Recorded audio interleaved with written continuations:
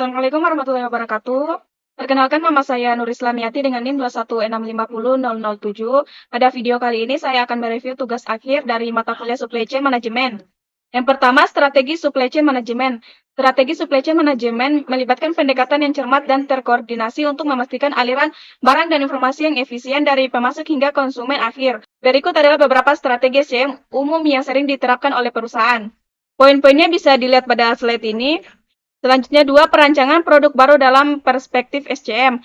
Perancangan produk baru dalam perspektif SCM melibatkan strategi yang memastikan bahwa produk yang dirancang dapat diproduksi, didistribusikan, dan dikirimkan secara efisien ke pasar. Berikut adalah langkah-langkah dan faktor-faktor yang perlu dipertimbangkan dalam merancang produk baru dengan fokus pada SCM.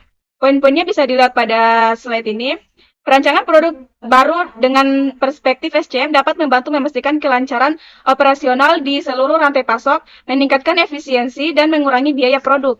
Ketiga, konfigurasi jaringan supply chain. Konfigurasi jaringan rantai pasok melibatkan desain dan pengaturan berbagai elemen dalam rantai pasok untuk memastikan efisiensi operasional, responsif terhadap permintaan pasar, dan keberlanjutan. Berikut adalah beberapa elemen penting yang perlu dipertimbangkan dalam merancang konfigurasi jaringan rantai pasok. Poin-poinnya bisa dilihat pada slide ini.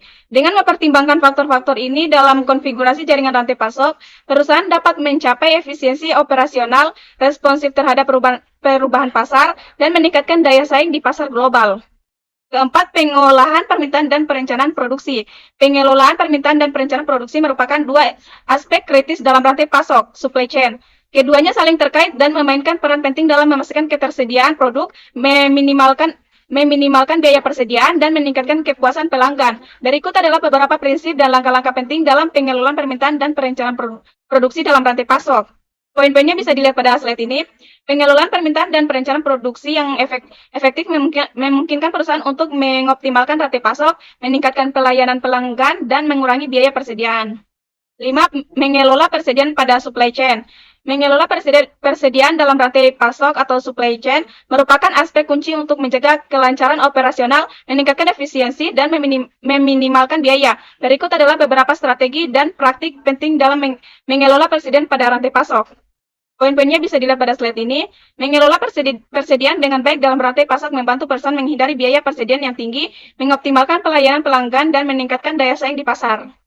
6. Manajemen pengadaan. Manajemen pengadaan atau procurement management adalah proses perencanaan, pengadaan, pengelolaan, dan kontrol sumber daya dan layanan yang diperlukan untuk memenuhi kebutuhan suatu organisasi.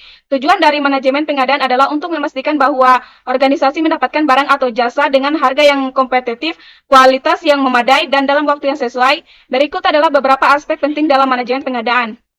Poin-poinnya bisa dilihat pada slide ini. Mengelola rantai pasok global membutuhkan kombinasi strategi manajemen teknologi informasi dan kebijakan operasional yang efektif. 7. Manajemen transportasi dan distribusi. Manajemen transportasi dan distribusi merupakan elemen kunci dalam rantai pasok yang bertujuan untuk memastikan barang dan jasa dapat dipindahkan dari produsen ke konsumen dengan efisien dan efektif. Berikut adalah beberapa aspek penting dalam manajemen transportasi dan distribusi. Poin-poinnya bisa dilihat pada slide ini. Manajemen transportasi dan distribusi yang efektif membantu meminimalkan biaya pengiriman, meningkatkan pelayanan pelanggan, dan menjaga kelancaran operasional di rantai pasok. 8. Distorsi informasi dan bullwhip effect.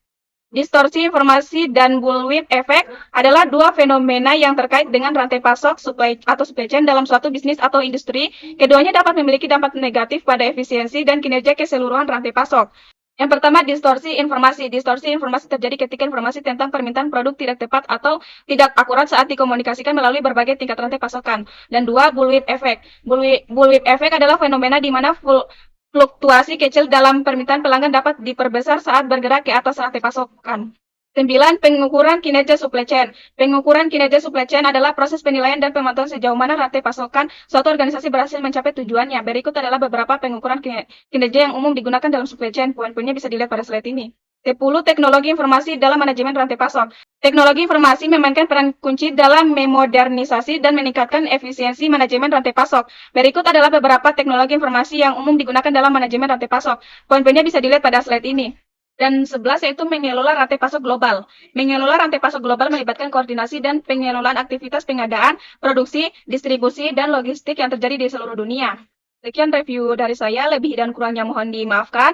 Wassalamualaikum warahmatullahi wabarakatuh.